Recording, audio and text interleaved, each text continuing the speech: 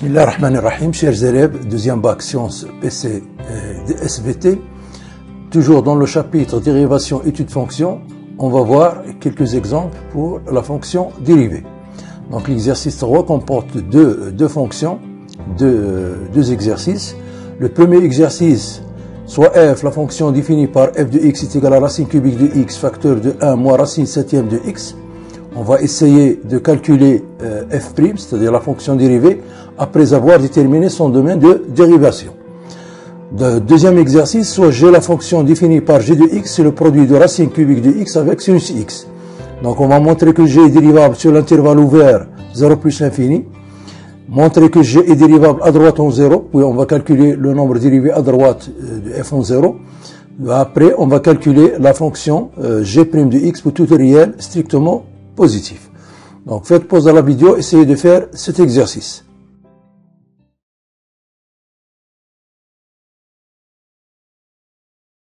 Donc la première question, ou bien le premier exercice, on a f de x est égal à racine cubique de x facteur de 1 moins racine de x. Le domaine de définition de f, bien sûr, c'est r plus, 0 plus l'infini. Donc les deux fonctions, on a deux fonctions, c'est un produit de deux fonctions. La fonction racine cubique de x et racine septième de x sont deux fonctions qui sont continues sur l'intervalle 0 plus l'infini et dérivables sur l'intervalle ouvert 0 plus l'infini. Puisqu'en général, on a racine de x, racine de x, c'est une fonction qui est dérivable sur l'intervalle ouvert 0 plus l'infini. Donc, f, elle est dérivable sur l'intervalle 0 plus l'infini ouvert comme étant produit de deux fonctions dérivables. D'où f, elle est continue sur l'intervalle 0 plus l'infini, c'est r plus, et dérivable sur l'intervalle ouvert 0 plus l'infini. Donc, domaine de définition de la fonction dérivée, c'est-à-dire df' est égal à l'intervalle ouvert 0 plus l'infini. Donc, passons maintenant à la calculons f' de x. Donc, on va prendre soit x strictement positif, c'est-à-dire dans l'intervalle ouvert 0 plus l'infini. Donc, on va calculer f' de x est égal à racine cubique de x facteur de 1 moins racine septième de x, le tout prime. Ici, on a le produit de deux fonctions, donc on va utiliser la propriété, le produit de la dérivée, uv', si u'v plus uv', on va appliquer cette règle aux deux fonctions. La première fonction, donc on va appliquer cette règle à la fonction racine cubique de x, c'est u, et le t, c'est v. Donc, la règle nous donne, c'est u', c'est-à-dire racine cubique de x', facteur de 1 moins racine septième de x plus racine cubique de x, facteur de la dérivée de 1 moins racine septième de x. Donc, or, on sait que racine pm de i ou bien qm de x puissance p, c'est x puissance p sur q. Donc ici, on a un nombre rationnel. X 1 sur, par exemple, q, avec q un nombre entier, est égal à racine qm de x.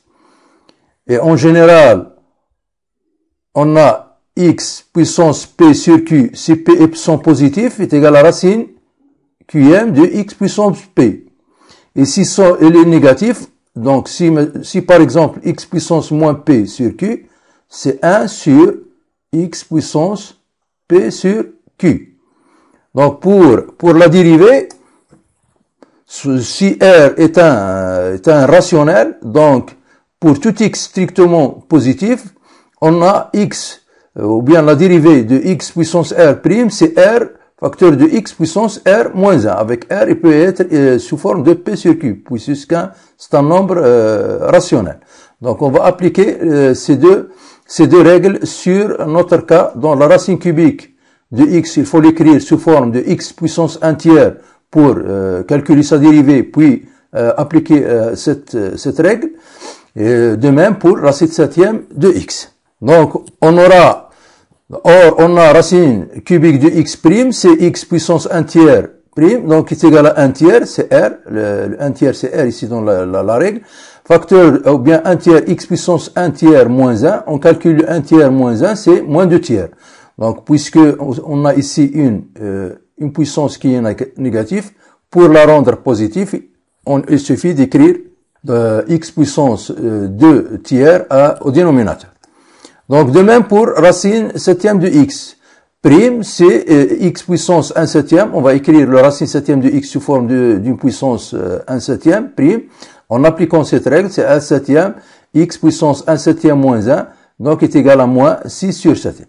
Donc, on peut écrire cette puissance, moins 2 tiers, sous forme d'une puissance positive, en écrivant c'est 1 sur 3 x puissance 2 tiers. De même pour l'autre, on peut l'écrire, c'est 1 sur 7 x puissance 6 septième. Donc, f' de x, donc est égal à 1 tiers x puissance, on va remplacer, moins 2 tiers, facteur de 1 moins x puissance 1 septième, plus x puissance 1 tiers, facteur de 1 septième, x puissance moins 6 septième. On va développer cette... donc, on obtient... On va développer, donc est égal à 1 tiers x puissance moins 2 tiers, multiplié par 1, moins 1 tiers x puissance moins 2 tiers fois x puissance 1 septième. Donc ici, moins 1 septième, x puissance moins 6 septième fois x puissance 1 tiers. Donc, on a ici 1 tiers x puissance moins 2 tiers. Ici, on a deux puissances de même base, x, donc x puissance moins 2 tiers plus 1 septième. Ici, de même, on a moins 1 septième, x puissance moins 6 septième plus 1 tiers. Donc, on va calculer cette somme de puissances, des puissances. Donc, même dénominateur ici, c'est 21. Donc, on obtient 1 tiers x puissance moins 2 tiers, moins 1 tiers x puissance moins 11 sur 21, moins 1 septième x puissance moins 11 sur 21. Donc, on va essayer de rendre des puissances positives. Donc, on va les mettre au dénominateur. C'est-à-dire, on obtient ici 1 sur 3 x puissance 2 tiers. Ici, c'est 1 tiers x puissance 11, 21. Ici, c'est 1 sur 7 x puissance 11 sur 21. On remarque ici qu'on a le même nombre ici. On peut le mettre en facteur. 1 sur... Donc, on peut le mettre en facteur. Donc, f' de x, c'est 1 sur... Ici, on peut l'écrire sous forme de racine cubique x puissance 2. X puissance 2, racine cubique. De même pour les autres, donc c'est 1 tiers x puissance, donc 20e x puissance 11. De même, moins 1 septième, racine 21e x puissance 11. Donc on a dit qu'on a ici, on a même, on peut le mettre en facteur.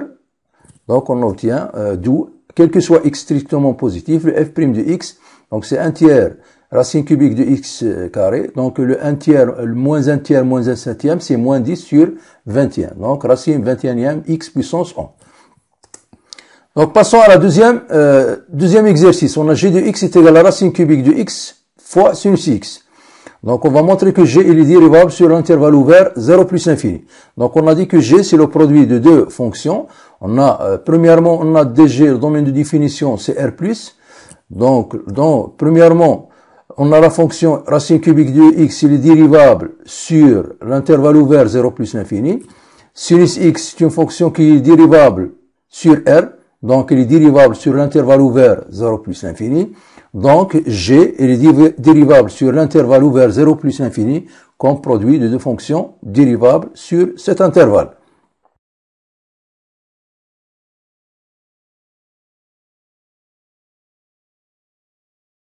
Donc, passons maintenant à montrant que g est dérivable à droite en 0, puis déterminer le nombre dérivé à droite en 0. Donc, pour cela, il faut calculer la limite de g de x. En appliquant la définition, g de x moins g de 0 sur x moins 0 lorsque x tend vers 0 à droite. Donc, c'est la définition. Il faut calculer cette limite. Donc, si cette limite existe, c'est égal à un réel, donc la fonction g est dérivable, sinon elle n'est pas dérivable. Donc, on va remplacer g de x, c'est racine cubique de x, sinus x, moins g de 0. G de 0, c'est 0, puisqu'on a 0 fois 0. Donc, sur x. Donc, on sait que la limite, premièrement, de sinus x sur x lorsque x tend vers 0, c'est 1. Donc, ici, c'est 0. 0 fois 1, c'est 0.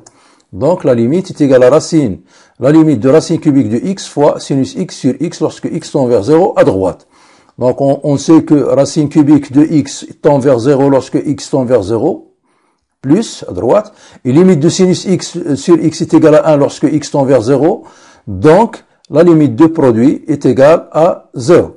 D'où g, il est dérivable à droite en 0. Et le nombre dérivé de g à droite en 0, c'est 0. C'est-à-dire g' de d, 0 est égal à 0. Pour la C, pour la question C, on va calculer G' de x pour x strictement positif. Donc, soit x strictement positif, G' de x, c'est le produit de deux fonctions, racine cubique de x, sinus x. On applique toujours même propriété. La dérivée du produit UV, c'est U'V plus UV'. Le U, c'est racine cubique de x, et le V, c'est sinus x. Donc, G' de x égale à racine cubique de x', sinus x, plus racine cubique de x fois prime de sinus de x. Or, on a racine cubique de x', on a déjà calculé, c'est x puissance 1 tiers prime, c'est égal à 1 tiers x puissance 1 tiers moins 1, c'est 1 tiers x puissance moins 2 tiers. Pour mettre la puissance positive, on va la rendre au dénominateur, c'est 1 tiers racine 1 sur 3 racine cubique de x carré. Et la dérivée de sinus x, on sait que c'est cosinus x. Donc, appliquons ou bien remplaçons dans G' de x, on obtient G' de x est égal à 1 sur 3 racine cubique de x carré fois sinus x, plus racine cubique de x cosinus x. Conclusion, donc la fonction G', c'est la fonction définie sur l'intervalle 0 plus l'infini de part. Premièrement, pour x strictement positif, on a G' de x est égal à 1 sur 3 racine cubique de x carré fois sinus x plus racine cubique de x fois cos x si x est strictement positif. Et G' de 0 est égal à 0. Ici, c'est le nombre dérivé à droite de G en 0. Donc, pour la prochaine vidéo, Inch'Allah, on va voir comment calculer le nombre divisé par une fonction réciproque. Donc, on a une fonction f de x, on prend un exemple, x racine de x cube plus 1. Donc, on va montrer premièrement qu'elle admet une fonction réciproque. Deuxièmement, on va essayer de calculer la dérivée de f moins 1 en deux nombres, en 6 et en 0. Donc, à la prochaine vidéo, Inch'Allah, et merci.